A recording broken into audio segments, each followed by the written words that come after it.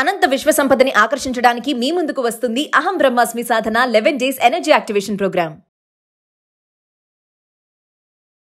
నమస్తే రమగారు. నమస్తే జయ. రమగారు, మనము స్కాంద పురాణంలో మొదటి భాగం ఈ రోజు మొదలు పెడదామండి.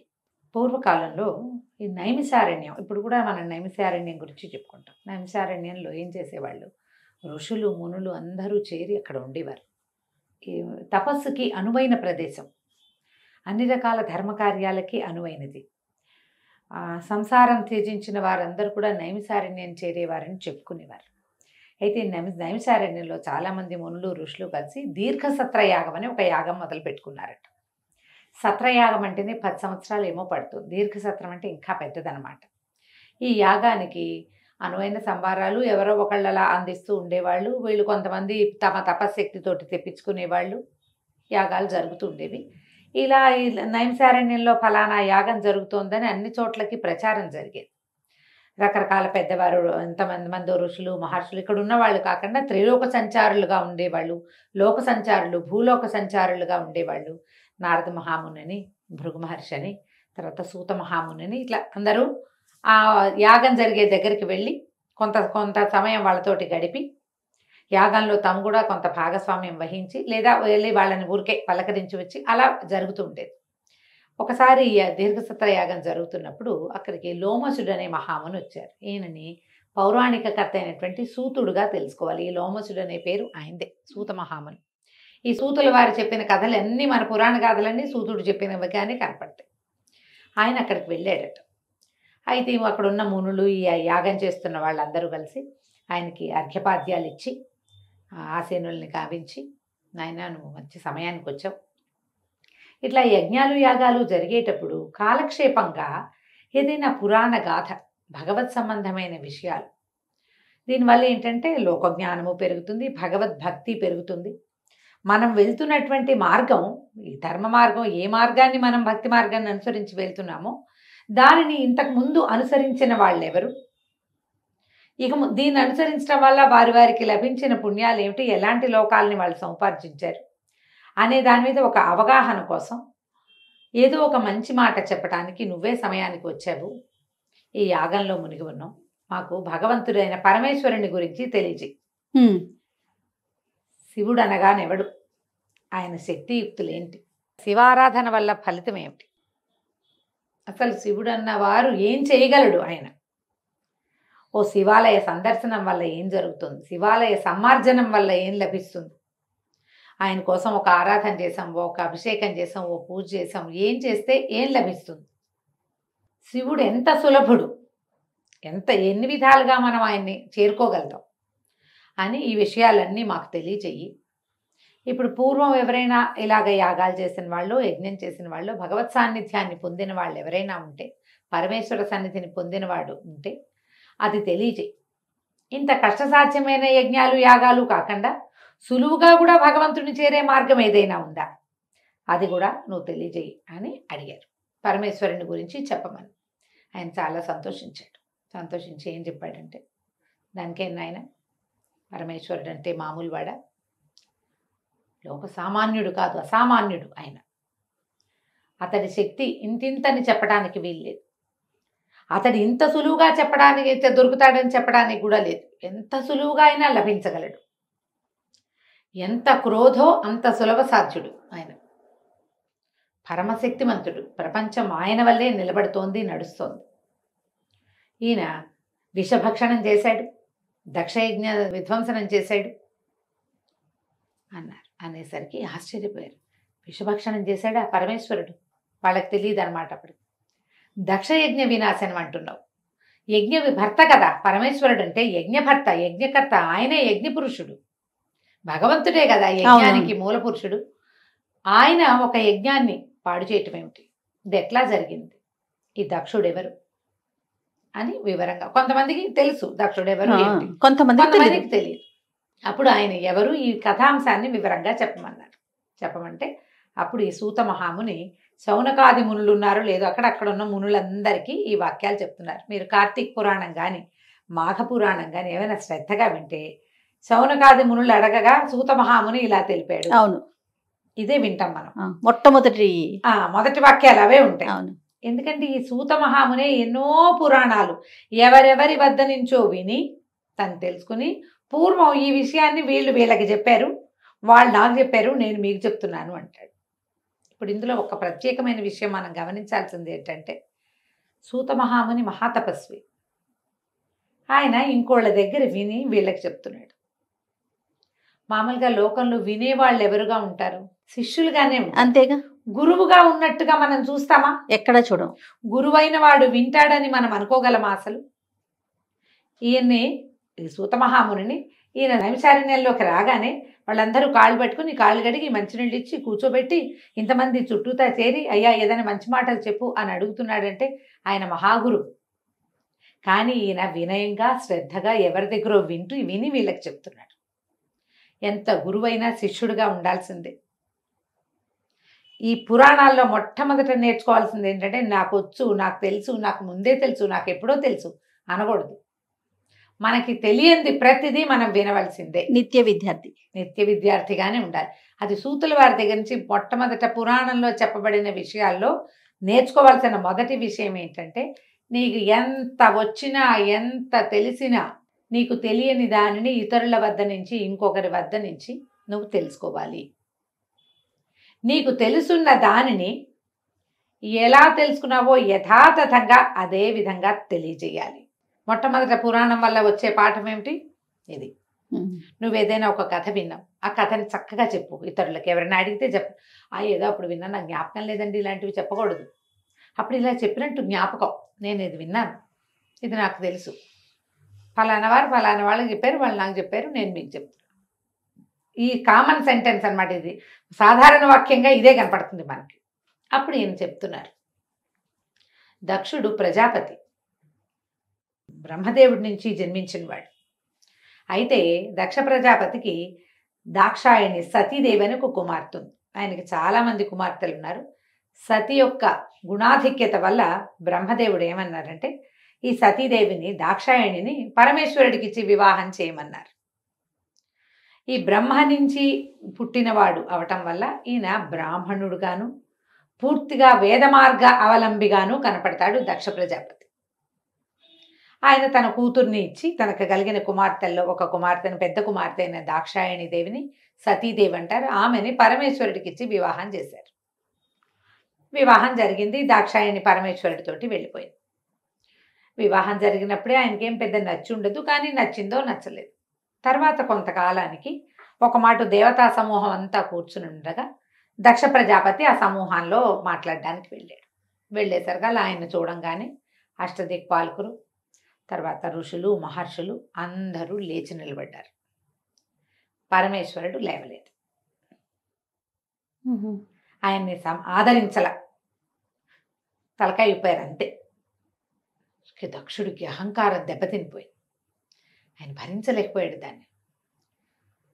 చూస్తారు మనం సాధారణ మానవులు ఏం చేస్తారు, ఏం వీళ్ళు నన్ను పలకరించలేదు, వీళ్ళు నాతో సరిగ్గా మాట్లాడలేదు, లేదా మనసిచ్చి మాట్లాడలేదు, నేను పలకరిస్తుంటే ఎటో చూశారు, మనం అట్లా గమనిస్తాం. కానీ ఎదురుగుండా అడిగి ఏమిటి నువ్వు నన్ను పలకరించలేదు, నువ్వు అదేమిటి అని ప్రశ్నించాం. కానీ దక్షుడికి ప్రశ్నించే గుణం ఉంది. ఒకటి, ఆయనకి పరమేశ్వరుడు నా కుమార్తెనిచ్చిన అల్లుడన్న ఒక చిన్న చూపు. రెండవది, ఈయన వేద మార్గావలంబి కాదన్న ఒక అనుమానం. దాంతో ధిక్కరించి ప్రశ్నించాడు. ఏమిటి నీ పద్ధతి ఏమిటి, నువ్వేమిటి, ఈ భూతగణాలు ఏమిటి, నీ వస్త్రధారణ ఏమిటి, నువ్వెవరివి అసలు, నీకు మర్యాద లేదు, నీకు అది లేదు, ఇది లేదు, నువ్వు మర్యాద కలిగిన వాడివి కాదు, భూతగణాలను వేసుకుని తిరుగుతావు, నీ వస్త్రధారణ ఏమీ బాగుండదు, బ్రహ్మదేవుడు నన్ను బలవంత పెట్టి నా కూతురిని నీకు ఇప్పించాడు, కానీ నువ్వు నా కూతురికి తగిన వాడివి కాదు, అసలు నువ్వు యజ్ఞాల్లో జరిగే చోట నిలబడ్డానికి కూడా నీకు అర్హత లేదు, నీకు శుద్ధి లేదు, నువ్వు నిరంతరం శ్మశానవాసిగా ఉంటావు, ఆ బూడిద పూసుకుంటావు, ఇవేమిటో ధరిస్తావు, నీతో ఉన్న వాళ్ళందరూ వీళ్ళేమిటి, వీళ్ళంతా ఎట్లా ఉన్నారు, ఆ భూతగణాలు ఎలా ఉంటాయి, భగవంతుడి వెనకాల ఉండేవి, లయకారకుడు ఎట్లా ఉంటాడు అని నిలదీశాడు. ఏమిటి, తన కుమార్తెనిచ్చి వివాహం చేసినాక చేసి చూడండి, తనని చూసి పలకరించలేదన్న కోపంతో అక్కసుతోటి, నువ్వు వేద మార్గావలంబివి కాదు, ఎందుకంటే నేను బ్రాహ్మణుడిని, బ్రహ్మకుమారుణ్ణి, ప్రజాపతిని, ఈ ప్రపంచంలో చాలామంది పుట్టడానికి నా వల్లే, నేనే కారణం, నాకు గౌరవం లభించాలి అని పరమేశ్వరుణ్ణి శపించబూనాడు. నీకు ఇంకా యజ్ఞాల్లో భాగస్వామ్యం లేదు, వీళ్ళెవరు నిన్ను గౌరవించరు, నువ్వు ఇది దుర్భాష ఏదైనా సరే. అయితే శిలాద మహర్షి కుమారుడైనటువంటి నందీశ్వరుడు పరమేశ్వరుడి గణాలలో మొదటివాడు నంది. ఆయన ఉగ్రుడుగా లేచాడు. నువ్వు ఏమిటి శపిస్తావు, నువ్వెవరివి, నువ్వు కూతుర్నిచ్చి వివాహం చేశావు, మామవి నువ్వు, ఆయనకి కులం లేదు జాతి లేదు అంటానికి మరి నువ్వు నీ కుమార్తెనిచ్చావంటే తండ్రితో పితృపంచకంలో వాడివి నువ్వు. పైగా పరమేశ్వరుడు ప్రపంచానికి భర్త, ఆయన ఈ ప్రపంచం అంతా ఆయనతోటి నడుస్తుంది. రుద్రుడు లేని ప్రపంచం ఉందా? పరమేశ్వరుడే దీనికి ఆది, అతడే మూలం, అతడే యజ్ఞకర్త భర్త కూడా. వేద మార్గం ఉన్నా లేకపోయినా శివుడు ఎప్పుడు ఉన్నవాడే. శివ శబ్దం వింటేనే మనుషులు మానవులు పవిత్రులు అవుతారు, వ్యక్తి పవిత్రుడవుతాడు శివనామధేయంతో. నువ్వు ఆయన్ని శపించేంతటి వాడవా నువ్వు, ఇంత మాట అంటావా అని ఉగ్రుడుగా లేచాడు. లేస్తే ఈ దక్ష ప్రజాపతి ఆ నందీశ్వరుణ్ణి కూడా శపించాడు.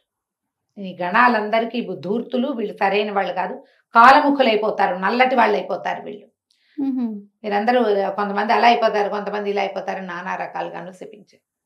నందీశ్వరుడు కూడా ఊరుకోకుండా నువ్వు ఇంత బ్రాహ్మణుడు అని నీ గొప్ప అయితే బ్రాహ్మణులు యాచనకి పూంతారంటాడు అని చెప్తాడు. ఇతరులు ఇచ్చే దానికోసం పనిచేస్తారు, మీరు నీ జాతి ప్రకారం చెయ్యవు, ఎవరో ఒకళ్ళకి కోసం నువ్వు యజ్ఞం చేస్తావు, వాడిచ్చే దక్షిణ తీసుకుంటారు మీరు కూడా అని బ్రాహ్మణ జాతినే శపించాడు నందీశ్వరుడు. ఎవరు తగ్గలేదు.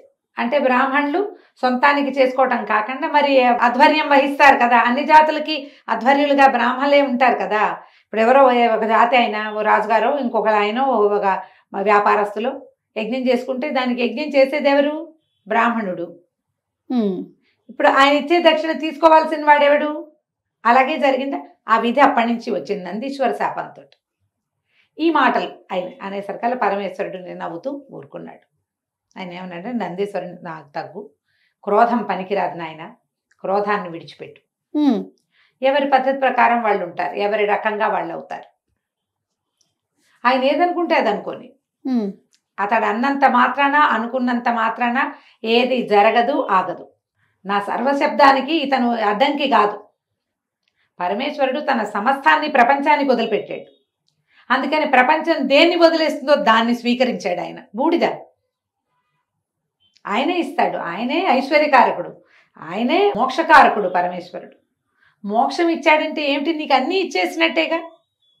నీకు ఒక వ్యక్తికి మోక్షం ఇచ్చాడు పరమేశ్వరుడు, అతడు విడిచేదేమిటి? వాడు వెళ్ళిపోతూ శరీరాన్ని బూడిద వదిలిపెడతాడు, అదే పుచ్చుకుంటాడు, కానీ ఇంక ఏమీ అక్కర్లా. ఇంక నా సర్వశబ్దానికి ఇది ఏమి అడ్డంకి కాదు, నువ్వు నిశ్శబ్దంగా ఉండు అని ఆపారు. ఎవరి దారిని వాళ్ళు వెళ్ళిపోయారు. ఇది జరిగింది. కొంతకాలానికి దక్షుడు ఒక యజ్ఞాన్ని మొదలుపెట్టుకున్నాడు. ఈ దక్షుడు మొదలుపెట్టిన యజ్ఞం ఏమిటి? నిరీశ్వర యాగం. రుద్రుడు లేని, పరమేశ్వరుడు లేని యజ్ఞం. దాని పేరే అలా పెట్టుకున్నారు. అది అలా అయిపోయింది అంతే. ఇంకా అందరినీ పిలిచాడు. ఆయనకి చాలా మంది కుమార్తెలు ఉన్నారు, 27 నక్షత్రాలు. నక్షత్ర కన్యల్ని చంద్రుడికి ఇచ్చాడు. చంద్రుడు పరమేశ్వరుడు ఇద్దరు తోడల్లుడు. అవును, ఇచ్చాడు. ఆ వివాహాలు అయిపోయినాయి. అవి ఎప్పుడో. ఈ యజ్ఞానికి అందరినీ పిలిచాడు. ఇంద్రుడిని పిలిచాడు, మొత్తం అష్టదిక్పాలకుల్ని పిలిచాడు, బ్రహ్మని విష్ణువుని పిలిచారు, ఒక్క పరమేశ్వరుని తప్ప ఆయన్ని మాత్రం పిలవలేదు. అద్భుతంగా యజ్ఞం ఏర్పాటైంది. వచ్చిన వాళ్ళందరూ ఎవరెవరి రకాలుగా వాళ్ళు వచ్చారు వాహనాల మీద. ఈయన అందరినీ ఎదుర్కొని ఎవరికి వాళ్ళకి చక్కగా ఆసనాలు ఏర్పరిచాడు, తర్వాత నివాసాలు ఏర్పరిచాడు. ముందు వచ్చేటప్పుడు తెలియదుగా, యజ్ఞం మొదలయ్యాకే పరమేశ్వరుడు లేడనే విషయం అర్థమవుతుంది. కొంతమందికి తెలిసే ఉంటుంది, కానీ మాట్లాడలేదు. ఇతను మరి ప్రజాపతి కదా, ఊరుకున్నారు. అందరూ చేరారు. అందరూ చేరుతుంటే జరుగుతోంది ఇట్లా. ఇది పరమేశ్వరుడికి తెలియకుండా ఎలా ఉంటుంది? ఆయన సర్వజ్ఞుడు కదా, ఆయన భూతగణాలతో పరివేష్టితుడుగా ఉన్నాడు. ఆ సమయంలో దాక్షాయణి తన చెలికత్తెలతోటి కొంతమందితో కలిసి ఆవిడేదో కందుకు క్రీడ బంతి ఆడుకుంటోంది. ఈ ఆటలు ఆడుకుంటుంటే హిమోత్పర్వత ప్రాంతాల్లో చంద్రుడు రోహిణి కలిసి వెళ్తున్నారు. వీళ్ళిద్దరూ ఎక్కడికి వెళ్తున్నారు అనేది ఆవిడకి అర్థం కాదు. తన చెలికత్తెలు జయా విజయ అని చెప్తారు ఇద్దరు. ఈ విజయను పిలిచి, విజయ, చంద్రుడు రోహిణితో కలిసి ఎక్కడికో వెళ్తున్నాడు, అతడు ఎక్కడికి వెళ్తున్నాడో కనుక్కో. వెళ్ళింది విజయ. ఎక్కడికి వెళ్తున్నారు అంటే, దక్ష ప్రజాపతి యజ్ఞం చేస్తున్నాడు, ఆయన రమ్మన్నాడు, భార్యా సమేతంగా రమ్మన్నారని యజ్ఞానికి వెళ్తున్నామని చెప్పారు. ఈమె ఆశ్చర్యపోయింది దాక్షాయణి. అట్లా ఎట్లా? నా తండ్రి యజ్ఞం చేస్తుంటే నన్ను పిలవద్దా? నా భర్త యజ్ఞకర్త కదా, వారిని పిలవద్దు?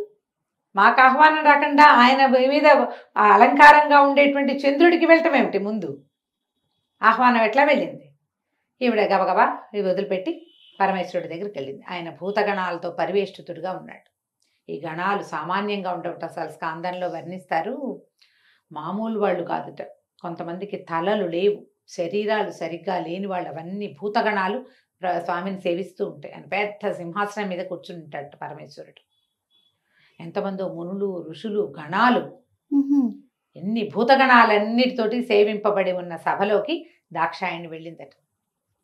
వెళ్తే దగ్గరికి తీసుకుని ఒళ్ళో కూర్చోబెట్టుకున్నట్టు. ఏమిటి, ఎందుకమ్మా ఈ సమయంలో ఎందుకు వచ్చావు నువ్వంటే, నా తండ్రి ఒక యజ్ఞం చేస్తున్నాడు, మనం వెళ్ళాలి కదా, నువ్వు లేకుండా అతను యజ్ఞం ఎలా చేస్తాడు, మనం వెళ్ళవలసిందే, ఆ యజ్ఞం ఏమిటో చూడాలి, వెళ్దామంటే. ఈయన అన్నాడు, అమ్మా పిలవని చోటికి వెళ్ళకూడదు. ఇప్పుడు పిలిచిన వాళ్ళందరూ వెళ్ళారు. ఎవరైతే పిలవని చోటికి వెళ్తారో వాళ్ళు అవమానాలు పాలవుతారు, అవమానపడతారు. మనకెందుకు అవమానం? పిలిస్తే వెళ్దాం, మనకి ఆహ్వానం రాలేదు కాబట్టి వద్దన్నాడు. ఆవిడికి నచ్చల. అసలు పరమేశ్వరుడు లేని యజ్ఞం ఏమిటి? నా తండ్రి ఇలాంటి అవజ్ఞకి ఎట్లా పూనుకున్నాడు? నిన్ను భగవంతుడిగా గౌరవించాలి, ఒకటి సర్వేశ్వరుడిగా గౌరవించాలి, కుమార్తెనిచ్చిన అల్లుడిగా గౌరవించాలి, రెండూ చేయడా? పోనీ కుమార్తెను వదిలిపెట్టు, సర్వేశ్వరుడు లేని యజ్ఞం ఏమిటి? అది నా తండ్రి ఇంత పని ఎందుకు చేశాడో నేను వెళ్ళి కనుక్కోవాల్సిందేనన్నదా. ఏమైనా సరే నేను వెళ్ళాల్సిందేనని పట్టుపట్టింది. అనేసరికల్లా సరే నీ మనసు అయితే వెళ్ళిరా, భూతగణాలని నీతో పాటు తీసుకెళ్ళు, గణాలతో పాటు వెళ్ళు, ఈ నందిని అధిరోహించి వెళ్ళమన్నాడు. నందీశ్వరుణ్ణి ఎక్కి దాక్షాయణి 60,000 గణాలతోటి తరలి వెళ్ళిందట యజ్ఞానికి. వీళ్ళంతా వచ్చారు. వచ్చేసరికి యజ్ఞం హడావిడిగా ఉంది. పెద్ద యజ్ఞశాల, తల్లిదండ్రి యజ్ఞానికి అవసరమైన వస్త్రధారణలో ఉన్నారు. ఆసనాల మీద కనపడుతున్నారు ఒక్కొక్కళ్ళు. బ్రహ్మ, విష్ణు, మహేశ్వరుడు. మహేశ్వరుడు లేడు, బ్రహ్మ, విష్ణువు, ఇంద్రుడు, దిక్పాలుడు, అందరూ మహర్షులు, ఎంతమందో. వీళ్ళందరూ కూర్చున్నారే, పరమేశ్వరుడు లేని యజ్ఞం ఏమిటి? ఆమె నిలదీసి అడిగింది తండ్రిని, నువ్వు పరమేశ్వరుడు లేని యాగం ఎట్లా సంకల్పించావు అంటే, నిరీశ్వర యాగమే సంకల్పించాను. అతను నా వల్ల శాపం పొందాడు పరమేశ్వరుడు. అతనికి సరైన కులగోత్రాలు లేవు. నేను పొరపాటున బ్రహ్మగారి మాట విని నిన్ను అతనికి ఇచ్చి వివాహం చేశాను. నా పొరపాటు జరిగింది, నువ్వు ప్రాణం వదిలేసి, నా వల్ల పొరపాటు అయింది, నేను అతనికి ఇచ్చి వివాహం చేసి ఉండకూడదు, అతనిని నేను గణించను అని చెప్పాడు. ఈమె అక్కడ ఉన్న వాళ్ళందరినీ నిలదీసింది. బ్రహ్మదేవుడిని అడిగింది, పంచముఖుడుగా ఉన్న నువ్వు పరమేశ్వర క్రోధం వల్ల చతుర్ముఖ బ్రహ్మవయ్యావు,